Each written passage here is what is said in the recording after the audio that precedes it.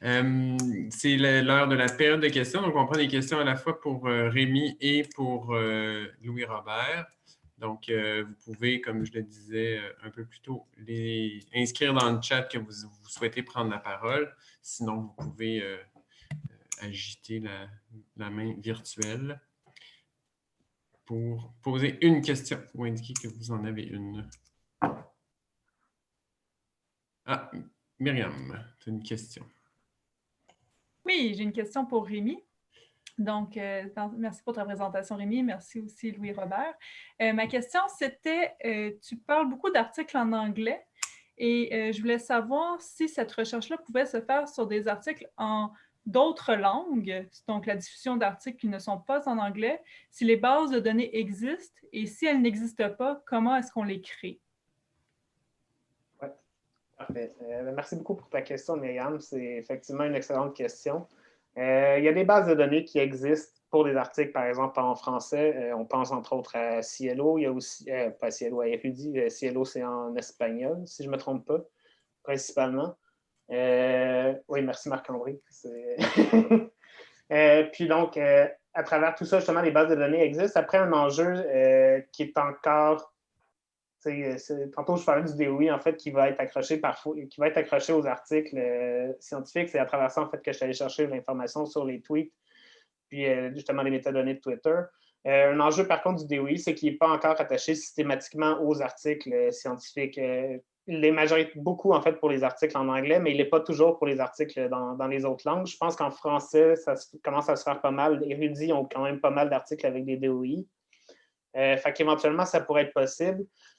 Puis après, d'un point de vue d'analyse, moi, ce que j'aimerais faire, là, il y a déjà dans les dictionnaires que j'ai créés, il y a déjà, si on veut, le français puis l'anglais d'intégrer. Là-dedans, étant donné que j'ai quand même des descriptifs qui se présentent en français et en anglais. Éventuellement, ce que j'aimerais faire, là, ce serait un travail de plusieurs mains, ce serait intégrer d'autres langues, par exemple comme l'espagnol ou le portugais, l'italien, éventuellement, le danois, l'allemand. Par exemple, pour justement aller chercher ces autres langues-là. Mais ouais, ça serait un travail de plusieurs mains, avoir des spécialistes aussi de plusieurs langues qui travaillent là-dessus. Là. Je pense que les dictionnaires, justement, sont tels qu'ils sont en ce moment, c'est vraiment pas une version finale, puis ils pourront toujours être améliorés aussi au fur et à mesure de la recherche, puis justement des contextes spécifiques de qu'est-ce qu'on est en train de chercher. Puis, misant sur ton expertise dans le domaine, est-ce que tu penses que les résultats seraient différents si ce n'était pas en anglais? Si les résultats seraient différents, c'est une bonne question. Je pense que ça va. C'est sûr que ça dépend beaucoup des articles. Comme on l'a vu, il y a des articles où il y a l'air d'avoir des proportions vraiment super importantes de certains groupes. J'avoue qu'à ce point-ci, je ne saurais pas dire si ça influençait beaucoup. Je ne sais pas s'il pourrait avoir des influences, par exemple, géographiques ou culturelles dans tout ça. Par exemple, des groupes, des populations qui, par exemple, sont peut-être plus justement sensibles à ces enjeux-là. On pourrait peut-être le voir justement auprès d'articles qui s'intéressent par exemple à des enjeux particuliers ou à des populations en particulier, voir si ces articles-là finalement les touchent. Mais à ce stade-ci, ouais, je ne sais pas trop si ça pourrait toucher, mais effectivement, ça serait quelque chose à documenter. Là. Marc-André réagit dans le chat. Je ne sais pas si tu veux prendre la parole. Sinon, je peux être ton ventriloque. Ça va, je peux y aller. En fait, je voulais simplement souligner le fait que, à l'échelle internationale, la science, le dialogue scientifique se fait habituellement en anglais dans 99,9% des cas. C'est sûr que la langue, en fait, les publications chinoises prennent de plus en plus d'espace, mais jusqu'à un certain point, ils peuvent uniquement dialoguer avec eux-mêmes si c'est en mandarin ou cantonais. Mais je pense qu'il faut prendre en considération le fait que si on regardait, par exemple, à l'échelle des langues, on tomberait sur des publications ayant des thématiques plus locales. Parce que c'est normal que les chercheurs au Québec partagent avec les autres chercheurs dans la communauté francophone des thématiques qui s'appliquent au Québec et qui sont pertinents pour eux. Parce que s'ils avaient, par exemple, partagé de la recherche sur des thématiques qui s'appliquent à la communauté internationale, ils le feraient en anglais.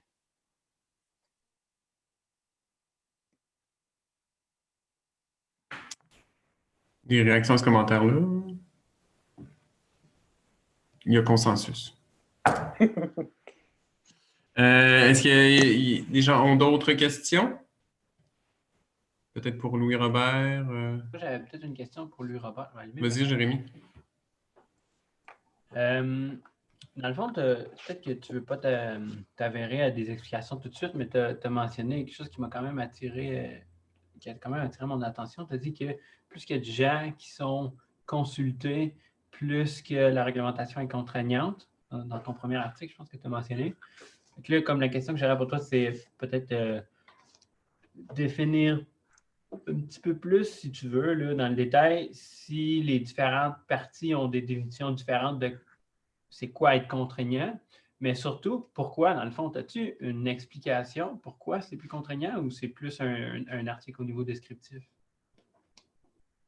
Non, on a une explication. Là, en fait, vu que j'ai pas, c'était pas le centre de la présentation, je n'ai pas été en long et en large. Tu as deux questions. D'abord, tu veux définir c'est comment on définit la contrainte et aussi pourquoi, en fait, la diversité a un impact.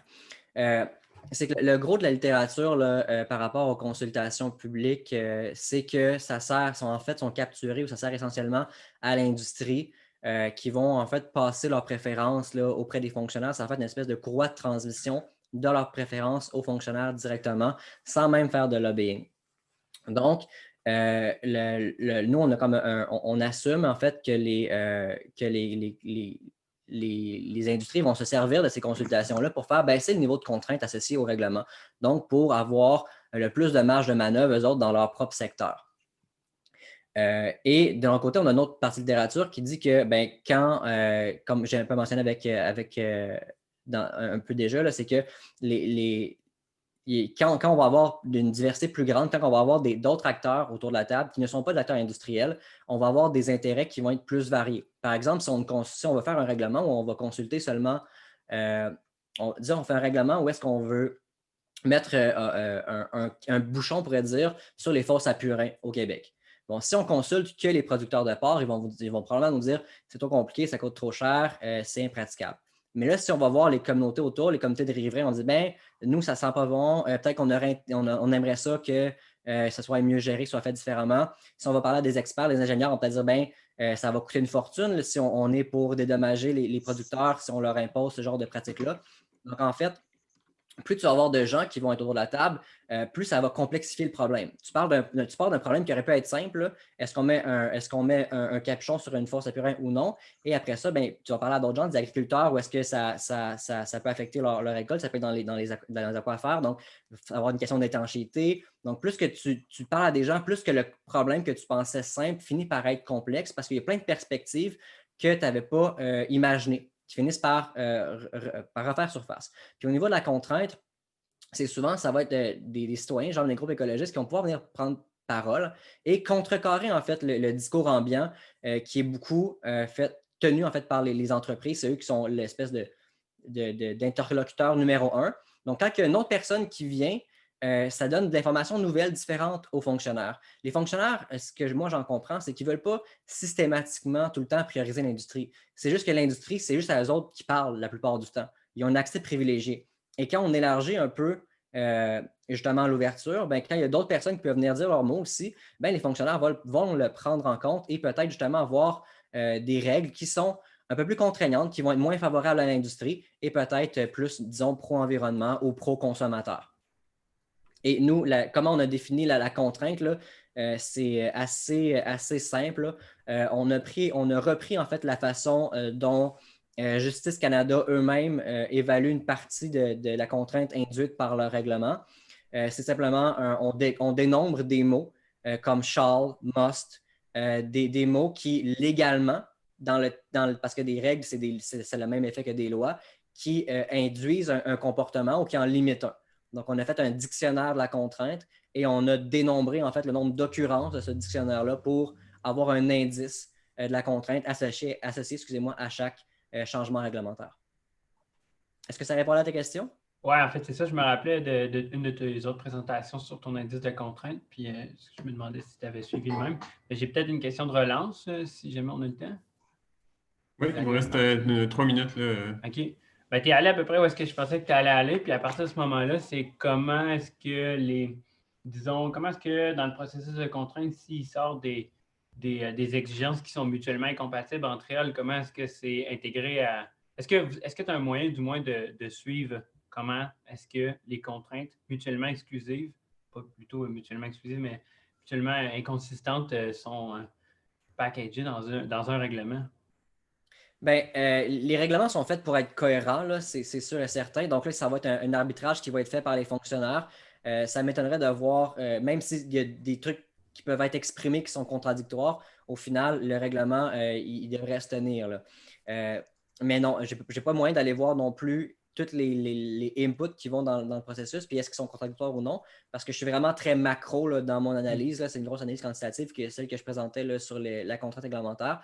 Par contre, c'est celle que je propose où je peux mesurer l'ampleur des changements. Ça va me permettre d'identifier où est-ce qu'il y a des grands changements dus aux consultations. Puis après ça, je vais aller plus aller voir justement dans le texte qu'est-ce qui fait que les choses changent, puis ça change de quel côté.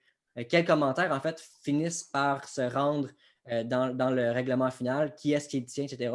Donc là, je n'ai pas vraiment beaucoup d'hypothèses là-dessus parce que ça va être un peu plus inductif. Là, c'est en lisant les textes puis en allant voir qu'est-ce qui se passe que je vais avoir une meilleure idée.